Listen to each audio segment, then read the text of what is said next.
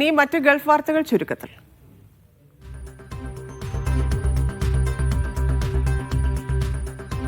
വ്യത്യസ്ത സ്വരങ്ങളെ ഉൾക്കൊള്ളുന്ന സമൂഹത്തിൽ മാത്രമേ നീതിയും സമാധാനവും നിലനിൽക്കൂവെന്ന് സൗദി ഇന്ത്യൻ ഇസ്ലാഹി സെന്റർ സംഗമം അഭിപ്രായപ്പെട്ടു. ബഹുസ്വരത, നീതി, സമാധാനം എന്ന പ്രമേയത്തിൽ സംഘടിപ്പിക്കുന്ന ക്യാമ്പയിന്റെ ഉദ്ഘാടനം ജിദ്ദയിൽ നടന്നു. Media forum president Kabir Kondotty ചടങ്ങിന്റെ ഉദ്ഘാടനം നിർവഹിച്ചു.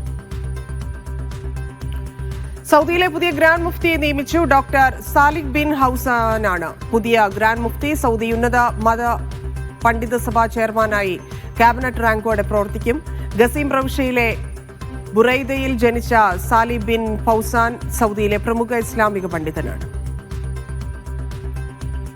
സലാലയിൽ ഇന്ത്യൻ സോഷ്യൽ ക്ലബ്ബ് സംഘടിപ്പിക്കുന്ന ഡബിൾ ബാഡ്മിന്റൺ ടൂർണമെന്റിന് തുടക്കമായി. ക്ലബിന്റെ ഇൻഡോ മൈതാനിയിൽ നടക്കുന്ന മത്സരത്തിൽ 24 പുരുഷ ടീമുകളും 6 വനിതാ ടീമുകളും പങ്കെടുക്കും. സയ്യിദ് ഹസ്ന തബൂക്ക് ടൂർണമെന്റ് ഉദ്ഘാടനം ചെയ്തു. ദോഹയിലെത്തിയ US നയതന്ത്രജ്ഞൻ ടോം ബരാക്കുമായി ചർച്ച നടത്തി ഖത്തർ പ്രധാനമന്ത്രി. USന്റെ പ്രത്യേക ദൂതനാണ് ടോം ബരാക്ക്. സിറിയയിലെയും പശ്ചിമേഷ്യയിലെയും രാഷ്ട്രീയ വിഷയങ്ങൾ ചർച്ചയായി.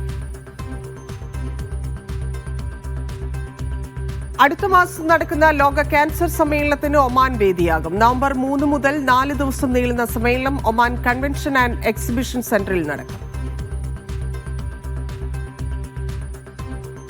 ഒമാനിലെ സൗത്ത് ബാത്തിനയിൽ മയക്കുമരുന്നുമായി ഏഷ്യൻ പ്രവാസി പിടിയിൽ. ഇയാളിൽ നിന്ന് ക്രിസ്റ്റൽ, മരിജുവാന, മോർഫിൻ മയക്കുമരുന്നുകളും സൈക്കോട്രോപിക് ഗുളികകളും കണ്ടെത്തി.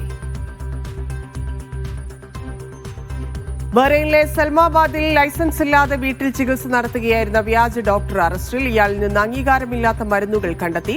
ലൈസൻസ് ഇല്ലാതെ ചികിത്സ നടത്തുന്നുവെന്ന പരാതിയെ തുടർന്ന് നടത്തിയ അന്വേഷണത്തിലാണ് തട്ടിപ്പ് പുറത്തായത്.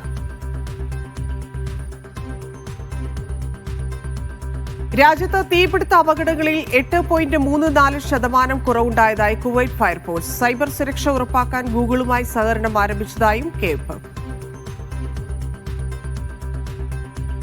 അൽവക്ര തുറമുഖത്ത് മത്സ്യബന്ധന ബോട്ടുകളിലുണ്ടായ തീപിടുത്തം അണച്ചതായി ഖത്തർ സിവിൽ ഡിഫൻസ്. ബുധനാഴ്ച വൈകിട്ടായിരുന്നു തീപിടുത്തം.